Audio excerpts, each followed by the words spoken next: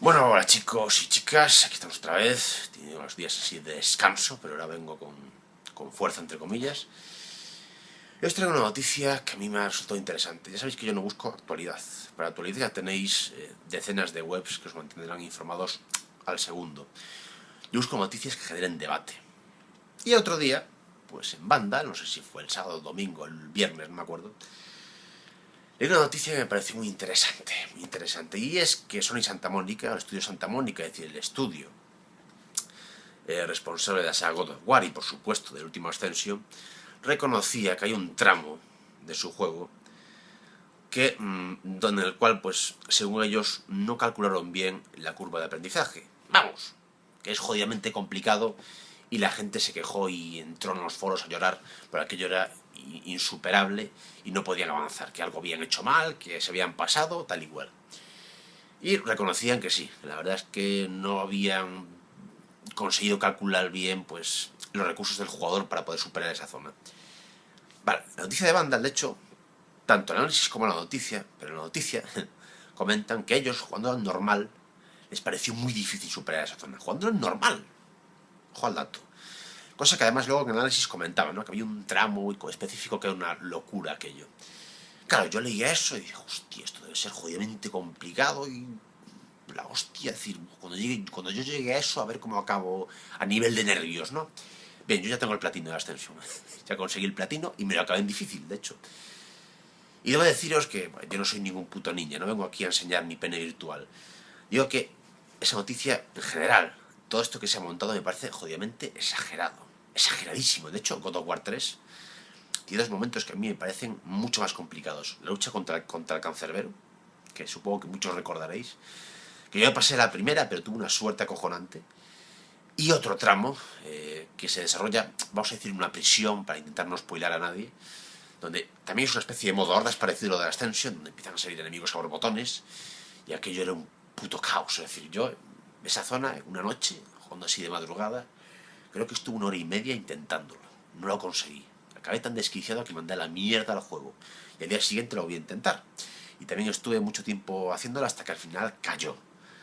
Sí, mucha satisfacción, pero también mucho sufrimiento, ¿eh? Estar jugando y tensionado. Y me pareció mucho más complicado estos momentos que los que el propio ascenso que ha salido en esta noticia.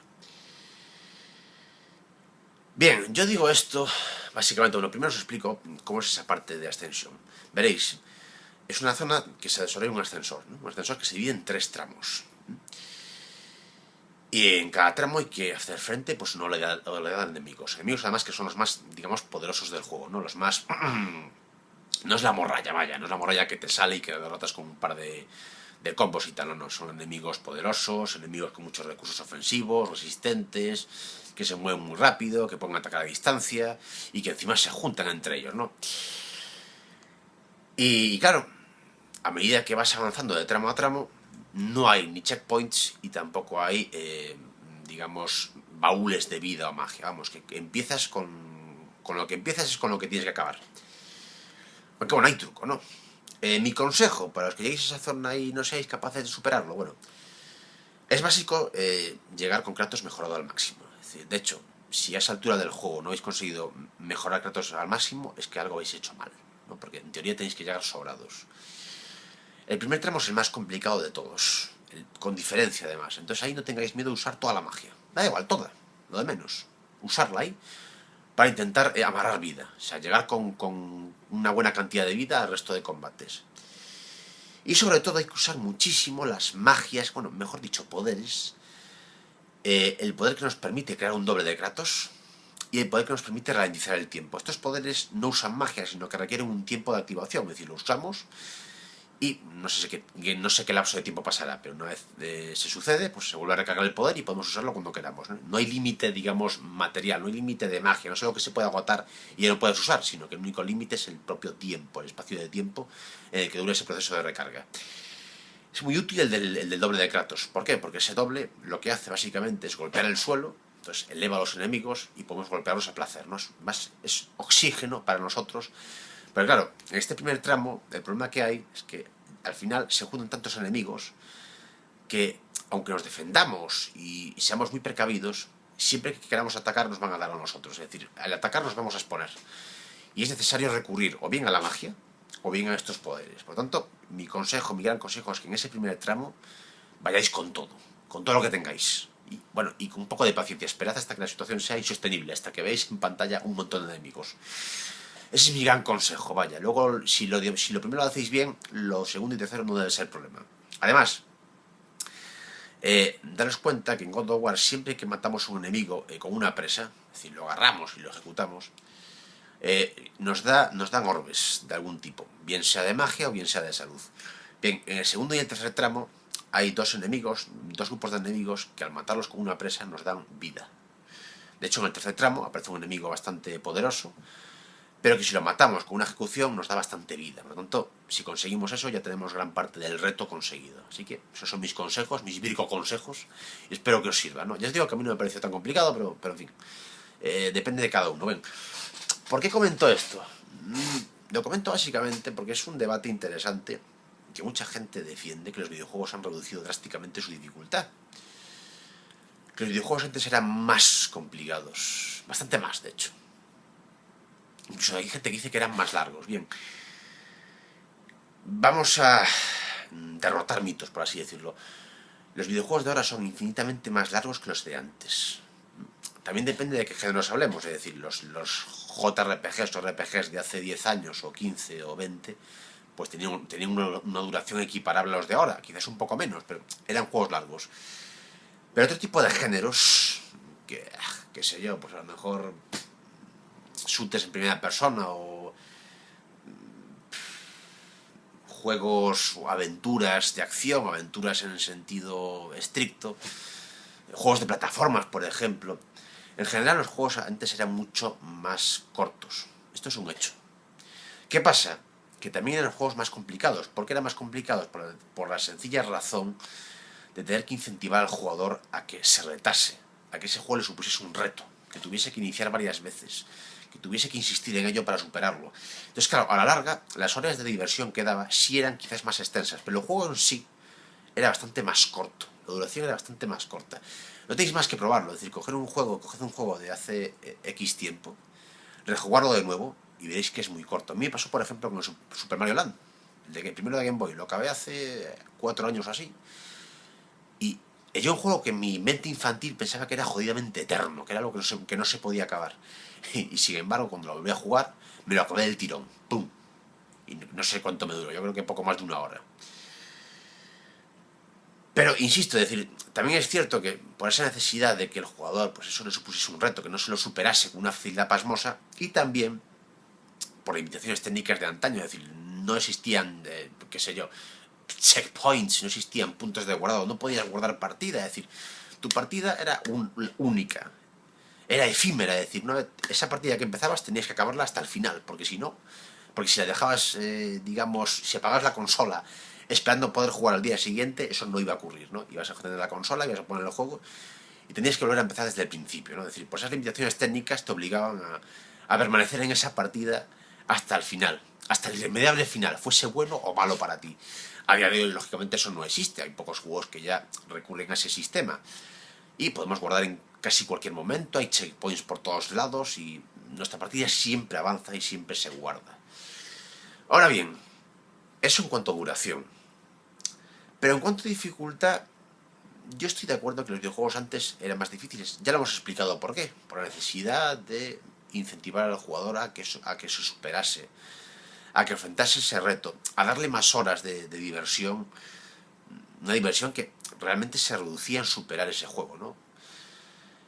Sin embargo, creo que a día de hoy la situación ha cambiado radicalmente. Radicalmente. Ahora estamos en una era audiovisual donde lo que prima sobre todo es la diversidad de público. Me explico. Esto lo he sacado a raíz de un comentario un pequeño debate que tuvimos con Angus. Angus es un amigo mío, seguidor del Complejo Holanda, al que mando un saludo desde aquí. Y recuerdo que un día en el Complejo Holanda hablábamos de esto, de la dificultad en los videojuegos. Entonces Angus comentaba que él pues, es un hombre pues, con trabajo, tiene una hija, es decir, tiene tiempo tanto profesional como familiar al que hacer frente, y su tiempo de ocio pues, es más bien reducido. Entonces, cuando juega un videojuego quiere que ese videojuego no le suponga un quebradero de cabeza, ¿no? Lo que decía básicamente, quiere sentarse y disfrutar del juego sin comerse la cabeza, sin sufrir. Sencillamente jugar y avanzar y disfrutar de ese juego sin demasiadas dificultades. ¿Y qué era eso lo que buscaba? No buscaba otra cosa. Claro, esto choca de frente con una, digamos, un núcleo fuerte el cual pues defiende que los videojuegos tienen que ser un reto, tienen que ser difíciles, porque ahí está la gracia de los videojuegos, ¿no? La dificultad, el que sea lo que decíamos antes, ¿no? Ese reto que hay que superar. Ahí está la gracia de un videojuego, ¿no? Más allá de sus posibles atractivos técnicos o jugables, que sea un reto y que el jugador realmente le incentive a poder avanzar. Y que a día de hoy eso se está perdiendo. Bien, yo soy de los que opina de que tiene que haber un poco de todo. Es decir, los videojuegos, el entretenimiento ha cambiado. Es decir, a día de hoy el rango de público es mucho más variado, es mucho más ampliado. Y los videojuegos tienen que satisfacer necesidades, ¿no? Particulares, es decir, tanto para aquel jugador hardcore que quiera un reto a su altura, como aquel jugador no casual, no tiene por qué ser necesariamente casual, sino que tiene un tiempo reducido para poder jugar y quiere avanzar en ese videojuego sin necesidad de romperse los cuernos, ¿no? Tiene que haber un punto intermedio entre eso. Tiene que dar la posibilidad al jugador de escoger. ¿Tú qué quieres? ¿Qué quieres exactamente? ¿Qué quieres? ¿Un juego sencillo, que no te suponga ningún reto a la hora de avanzar, en el cual pues disfrutes, tengas una diversión un poco más pasiva, no tan activa? ¿O quieres un videojuego que te suponga un reto, en el que sufras, en el que estés invirtiendo horas para superarlo? Eso es lo que debe buscar un videojuego a día de hoy. Es decir, los extremos realmente. No solo un punto intermedio. Un punto intermedio sería un modo de dificultad normal. Los extremos, es decir, tanto un juego sumamente sencillo como un juego rematadamente complicado. A gusto del consumidor, a gusto del jugador. Por desgracia, eso a día de hoy no está pasando y la balanza, digamos que se decanta sobre todo por la dificultad escasa, esa dificultad que prácticamente a día de hoy nos venden juegos con una dificultad difícil que podría ser el equivalente a la dificultad normal de hace unos años. O la dificultad extrema y qué locura, ¿cómo vas a jugar esto? ¿No? De hecho, la marcas en el propio juego y te dice, estás loco, esto no puedes jugar porque en la vida lo vas a superar. Y te das cuenta de que no es para tanto. Yo recuerdo, por ejemplo, Splinter Cell Conviction, que tenía un modo realista, ¿no? Y que Ubi dijo en su día que este modo realista no todo el mundo podría jugarlo, que es un gran reto y que realmente podría ser desesperante para según qué jugadores. Yo me lo pasé en realista y no me pareció, vamos, ni la mitad de lo que presumían, ¿no? Es decir, que incluso ahora nos venden juegos súper complicados que al final no lo son tanto. Aunque hay excepciones, por ejemplo. Yo que sé, recuerdo el caso de Riddick. Eh, bueno, ya sabéis, las crónicas de Riddick, cuando se sacó hace un 3-4 años Assault on Dark Athena.